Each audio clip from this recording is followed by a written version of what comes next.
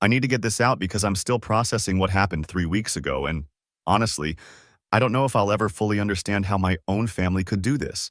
I'm 28 and I deliver pizza. There it is. That's apparently the most shameful thing a person can do, according to my parents. I work for a local pizza place, make decent money with tips, and yeah, I have 2 roommates in a 3-bedroom apartment. I'm not rich, but I pay my bills and I'm happy enough. Or I was. My grandmother died on a Thursday morning. She was 84 and had been declining for months. So it wasn't unexpected, but it still hurt. She was the one person in my family who never made me feel like garbage for my life choices. When I'd visit her at the nursing home, she'd ask about my day and actually listen. She never once brought up why I wasn't a lawyer or doctor, like she apparently told all her friends I was. Yeah, you read that right. Turns out my parents had been lying to Grandma's entire social circle about what I do for a living. I found this out in the worst possible way. The call came during my lunch break on Friday. I was sitting in my 2009 Toyota Camry, eating a sandwich when Mom's name popped up on my phone. I figured she was calling about funeral arrangements, maybe asking if I could help with something. I answered and immediately knew something was wrong because she didn't even say hello. She just launched right in, telling me not to come to the funeral. I actually laughed at first because I thought she was joking, like some kind of weird grief response.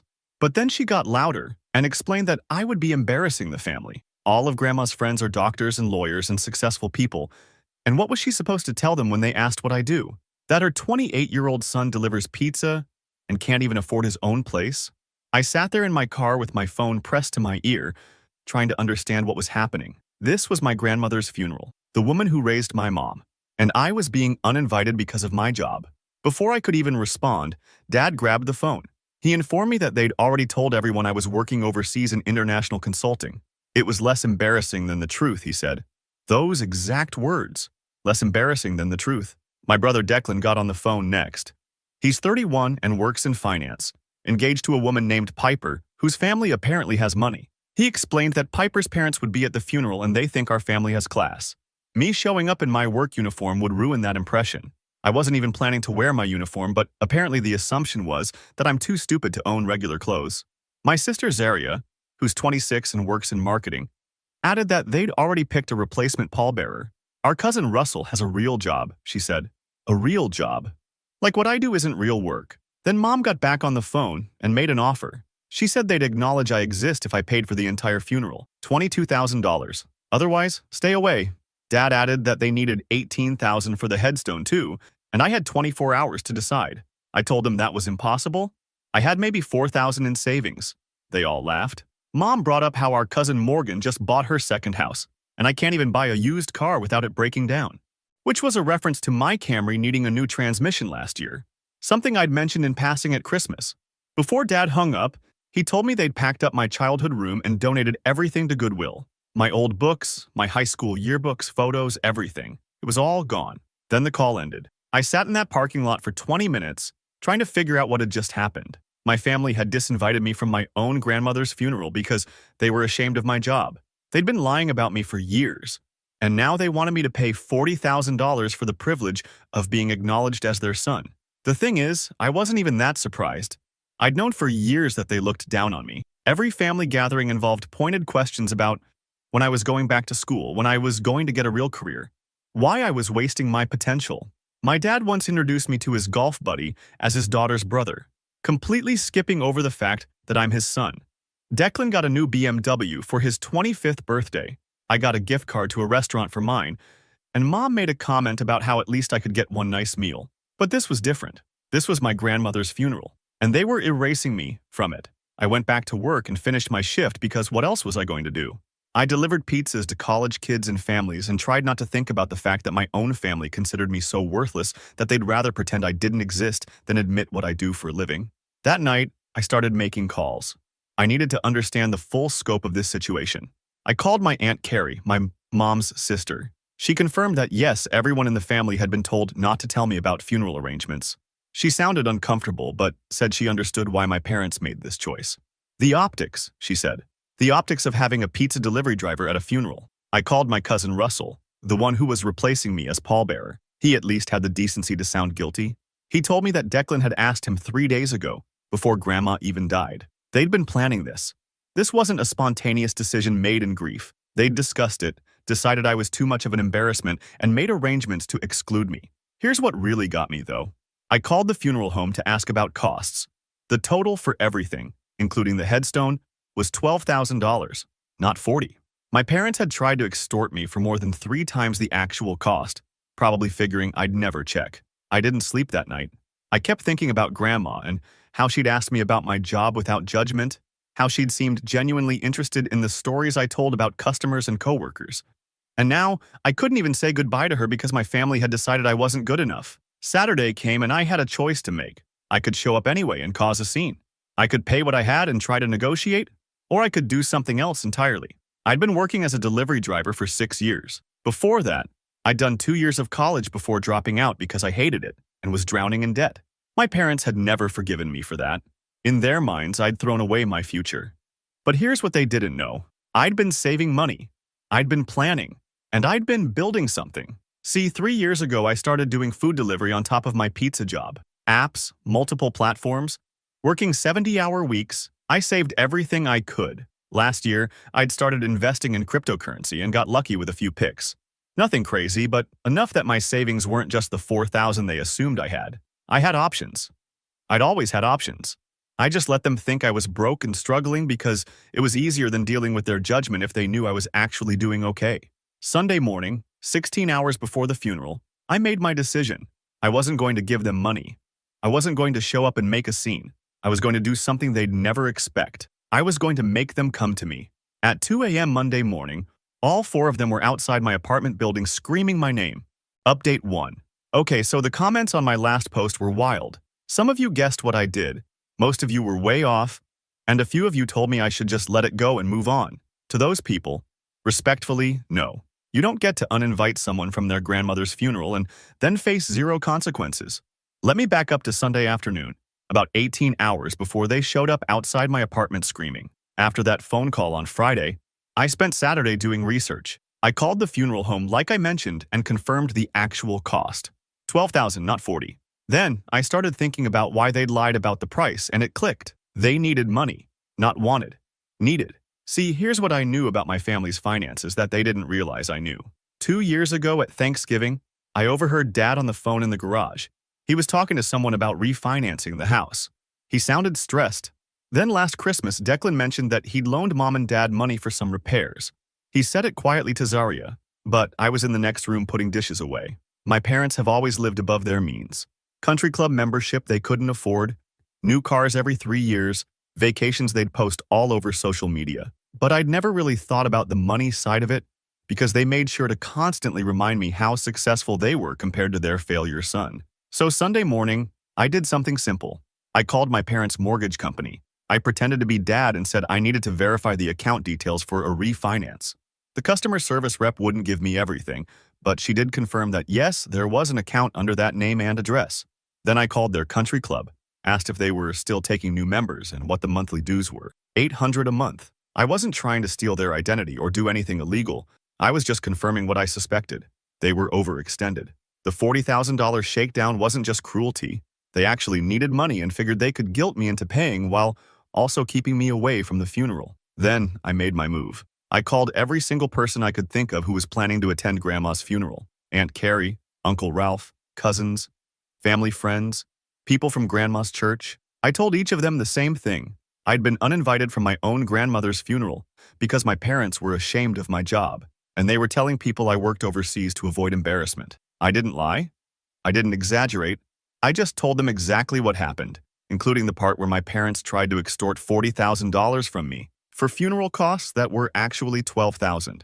Most people were shocked. A few tried to stay neutral, but by Sunday evening, my phone was buzzing with messages. Family members were calling my parents asking if it was true. Church ladies were leaving voicemails.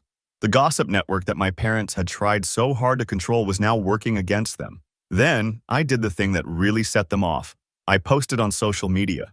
Nothing dramatic, just a simple post, heartbroken that I won't be able to attend my grandmother's funeral tomorrow due to family circumstances. She was an amazing woman who never judged anyone for their job or life choices. I'll miss you, Grandma. I didn't mention my parents directly. I didn't have to. Within an hour, people were commenting, asking what happened. Family members who'd heard the story started dropping hints.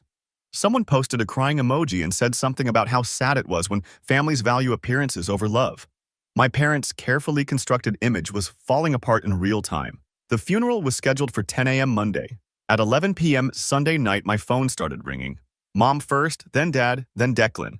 I didn't answer. I let every call go to voicemail. I wanted them to sit with what they'd done. At midnight, the voicemail started getting frantic. Mom was crying, saying I was ruining everything. Dad was angry, demanding I take down my social media post and stop telling people lies. Declan left a message saying I was being immature and petty, that I was making everything about me when it should be about Grandma. At 1 a.m., Zaria sent me a series of texts. She said people were calling them nonstop. Church members, family friends, even some of Grandma's neighbors. Everyone wanted to know why they'd uninvited me. Some people were threatening not to come to the funeral at all. The whole thing was turning into a disaster. At 1:30 a.m., my phone buzzed with a text from Mom. Just my address and the words, "We're coming over." I live on the third floor of a building with a security entrance. You need a code or a resident to buzz you in. I sat in my apartment wondering if they'd actually show up, and at 2 a.m., I heard it, screaming from outside. I looked out my window, and all four of them were standing in the parking lot. Mom was yelling my name. Dad was pacing back and forth. Declan had his phone out like he was trying to call me again. Zaria just stood there with her arms crossed. My roommate Ralph came out of his room, asking what was going on. I told him it was my family and to just ignore it. But they didn't stop. They kept yelling. Mom was shouting that I needed to come down right now. Dad was saying I was destroying the family. Declan was calling me selfish. A light came on in the apartment below mine. Then another one across the parking lot.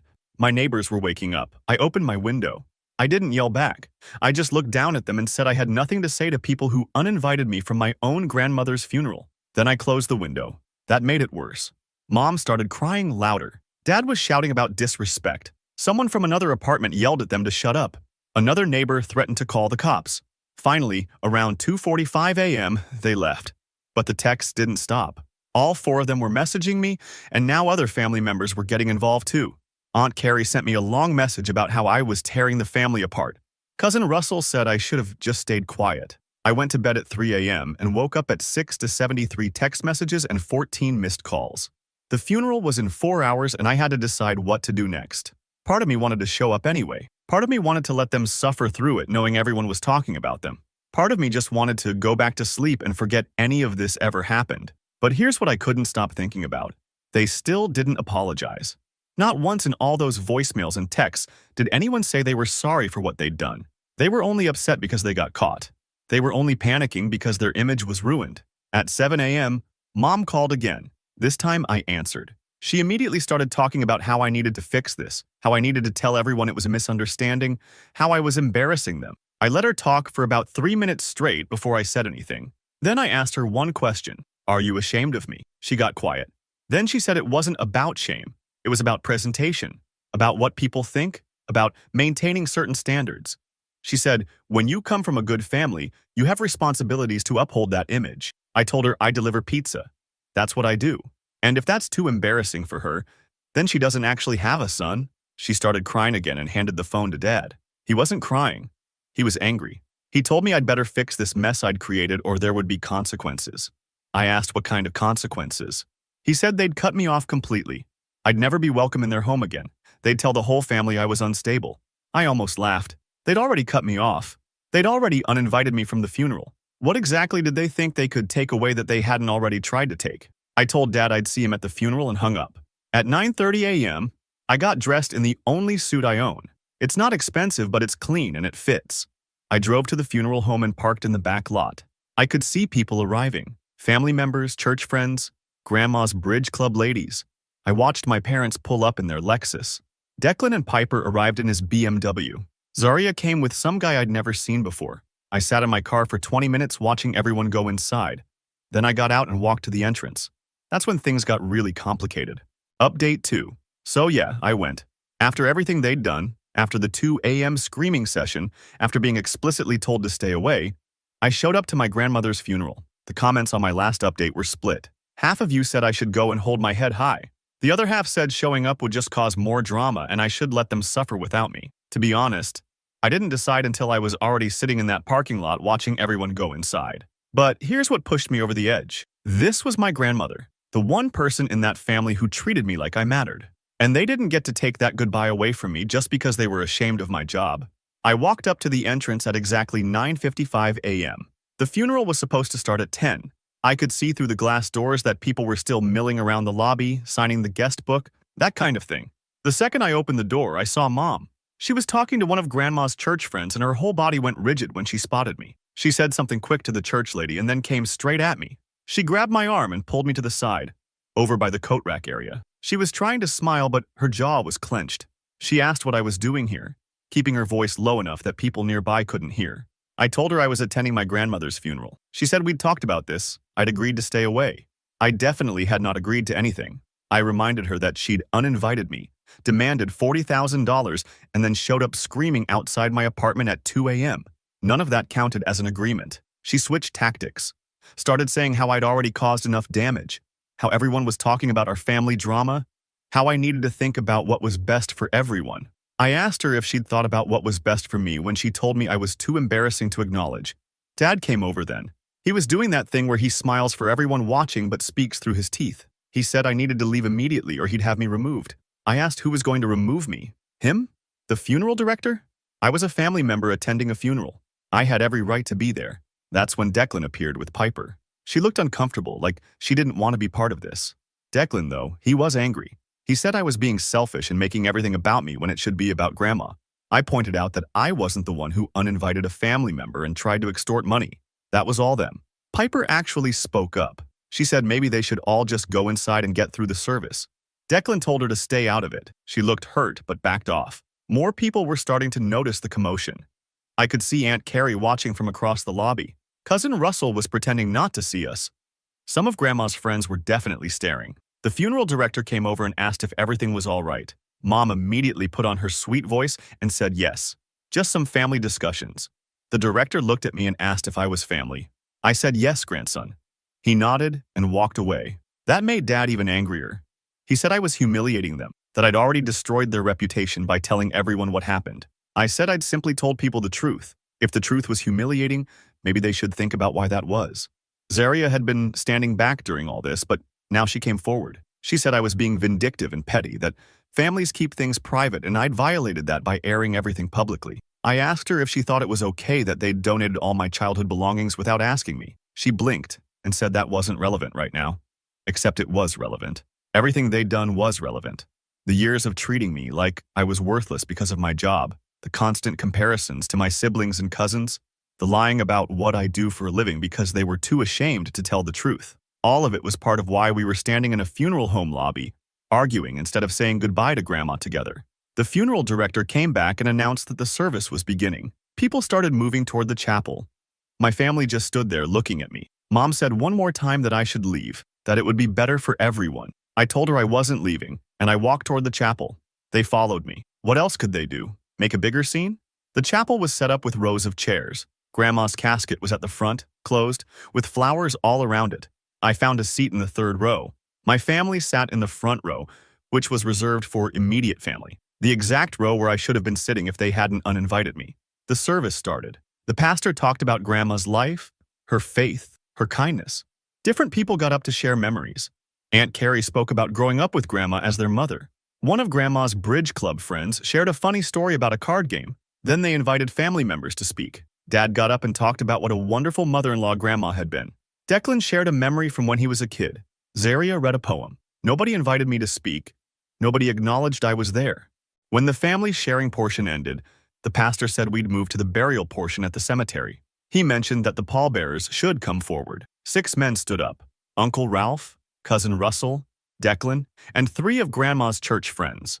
I'd been replaced as a pallbearer. I knew this already, but seeing Russell stand up where I should have been standing made it real in a different way. We all filed out to cars for the processional to the cemetery. Mom tried to position herself so I couldn't get near the family cars. I just walked to my Camry and followed the line of vehicles. At the cemetery, they had a canopy set up over the gravesite with chairs underneath for family. Again, front row for immediate family. I stood in the back with some of Grandma's more distant friends and neighbors. The burial service was short. More prayers, some final words from the pastor. Then it was over and people started dispersing. Some folks went straight to their cars. Others lingered to talk or offer condolences to my parents. I walked up to the casket before they lowered it. I put my hand on it and said goodbye to Grandma quietly. Told her I was sorry for the drama, but I wasn't sorry for coming. She would have understood. When I turned around, Mom was right there. But this time she wasn't angry. She was crying. Real crying. Not the manipulative kind. She said we needed to talk, that this had all gotten out of hand. I told her we could talk when she was ready to apologize. Not for the funeral drama, but for everything. For years of making me feel worthless, for lying about my job, for treating me like an embarrassment instead of their son. She said it wasn't that simple, that I didn't understand the pressure they were under, the expectations. I said that was the problem right there. They cared more about expectations than their own kid. Dad came over and said this wasn't the time or place. I agreed and started walking toward my car. Declan called after me, saying we needed to resolve this. I turned back and asked what there was to resolve. They'd made it clear where I stood with them. Here's where it got interesting, though. Piper, Declan's fiancée, followed me to my car. She said she was sorry about everything, that she hadn't known the full story until the night before. Declan had apparently told her a very different version of events where I was being dramatic about nothing. She said when she'd heard me and Declan arguing earlier, she realized how bad it actually was. She also said something that caught me off guard. She asked if what I'd said about the $40,000 extortion was true. I confirmed it was. She got quiet and said she needed to think about some things. I didn't know what that meant exactly, but Declan had watched our whole conversation from a distance, and he did not look happy about it. I drove home and spent the rest of that Monday in my apartment. My phone was buzzing constantly, but I ignored it. I was exhausted, not just from the funeral, but from years of dealing with this family dynamic. Around 8 p.m., I got a call from a number I didn't recognize. I almost didn't answer, but something made me pick up. It was Piper. She said Declan didn't know she was calling. She wanted to know the exact details of what my parents had said about the money. I told her everything. The $40,000 demand, the fake funeral costs, all of it. There was a long pause. Then she said Declan had told her that I'd offered to pay for the funeral, but our parents had refused because they didn't want my money. That I'd gotten upset about being rejected, and that's why I didn't come. So not only had they lied to everyone else, they'd lied to Piper too. And she'd been planning to marry into this family without knowing what they were actually like. She thanked me for being honest with her and hung up. I had no idea what she was going to do with that information, but I figured it was going to cause problems between her and Declan. 2 hours later, Declan called me. He was furious. He said I'd poisoned Piper against him and his family, that she was now questioning everything and it was my fault. I asked him what he expected when he'd been lying to her. He said those weren't lies, they were his perspective on events. We argued for maybe 20 minutes. He kept insisting that I was destroying the family. I kept saying the family had destroyed itself by choosing image over relationships. Eventually, he hung up on me. The next morning, I woke up to more messages. But these ones were different. Aunt Carrie had sent me a long text saying she'd been thinking about everything and realized she'd been wrong to side with my parents. That excluding me from the funeral was cruel, and she was sorry she'd gone along with it. Cousin Morgan reached out saying similar things. Even Uncle Ralph sent a short message saying he wished he'd stood up for me. My parents, though? Nothing. Declan and Zariah? Still defending what they'd done. That afternoon, something happened that I definitely didn't see coming. Final update. It's been 3 weeks since the funeral, and I'm writing this update because people keep asking what happened. The short answer is, a lot. The longer answer is complicated and messy and honestly still unfolding. So picking up from where I left off, that afternoon after the funeral, the thing I didn't see coming was Piper breaking up with Declan. She didn't call to tell me directly, but Zariah did. Zariah was furious, saying I'd ruined Declan's relationship by poisoning Piper against the family. According to her, Piper had told Declan she couldn't marry into a family that would treat their own son that way, and that she couldn't trust what he'd told her about anything anymore, since he'd completely lied about the funeral situation. I pointed out that I hadn't poisoned anyone. I just told Piper the truth when she asked. Zariah said that was exactly the problem, that I should have kept family business private. I asked her if she even heard herself. If she understood that lying to your fiancé about major family dysfunction was probably not a great foundation for marriage. She hung up on me. Declan called me an hour later. This conversation was different from the others. He wasn't yelling. He sounded tired.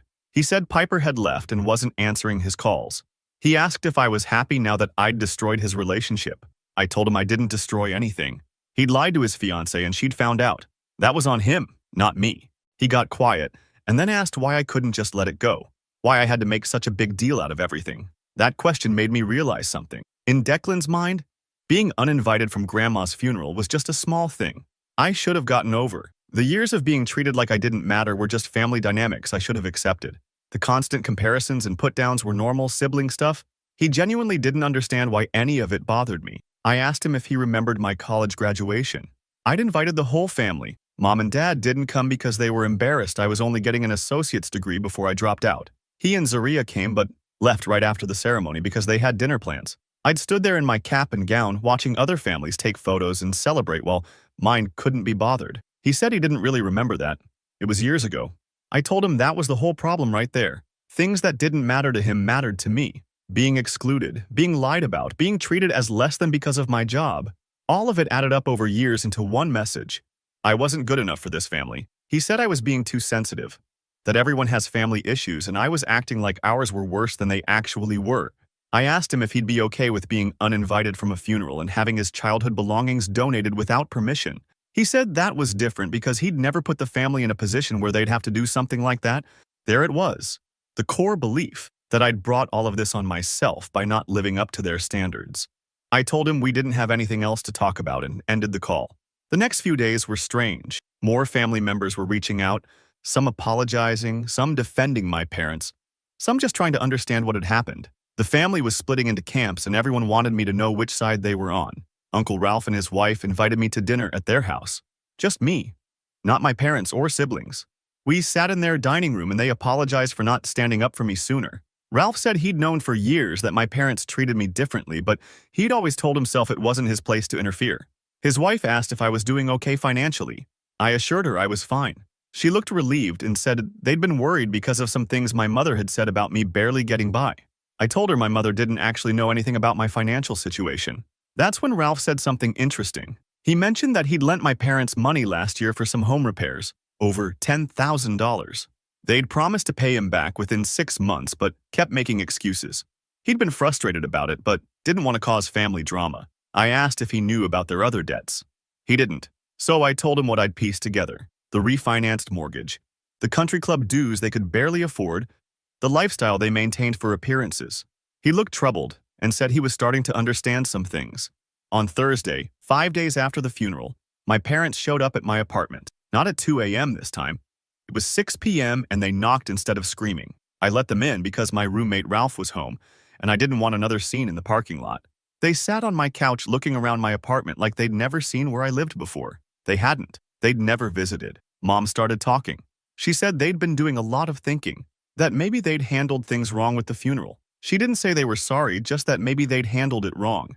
Dad said the family was falling apart and people were taking sides and it needed to stop. He said I needed to tell everyone that we'd resolved our issues and things were fine now. I asked what exactly we'd resolved. Mom said we were talking now, weren't we? That was a start. I said a start to what? They still hadn't apologized. They still hadn't acknowledged that uninviting me from the funeral was cruel. They still hadn't explained why they lied about the funeral costs and tried to extort $40,000 from me. Dad got defensive. He said they never tried to extort me, they just told me what things cost.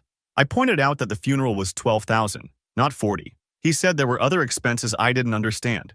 I asked him to explain these other expenses.